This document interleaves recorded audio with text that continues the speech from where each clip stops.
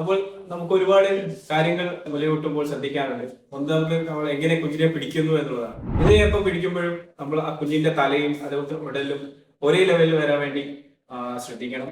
രണ്ടാമതായി കുഞ്ഞിന്റെ വയറ് അമ്മയുടെ വയറ് തട്ടി നിൽക്കുന്ന രീതിയിൽ നമ്മൾ പിടിക്കേണ്ടതാണ്. അതേപോലെ തന്നെ ആ നിപ്പിളും അതിന് ചുറ്റുമുള്ള കറുത്ത ഭാഗവും മുഴുവനായി കുഞ്ഞിന്റെ അകത്തേക്ക് പോകുന്ന രീതിയിൽ വേണം നമ്മൾ എപ്പോഴും പാല് കൊടുക്കാൻ വേണ്ടി. ഇനി നമുക്ക് എപ്പോഴും അമ്മയ്ക്ക് സംശയം ഉണ്ടാവും, ആവശ്യത്തിലുള്ള പാല് കിട്ടുന്നുണ്ടോ എന്നുള്ള ഒരു സംശയം.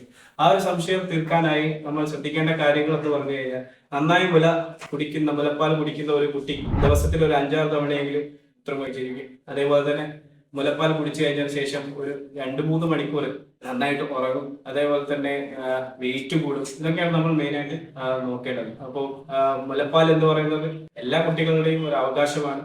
അത് കറക്റ്റായിട്ട് കിട്ടുന്നുണ്ട് എന്ന് നമ്മൾ ഉറപ്പുവരുത്തണം.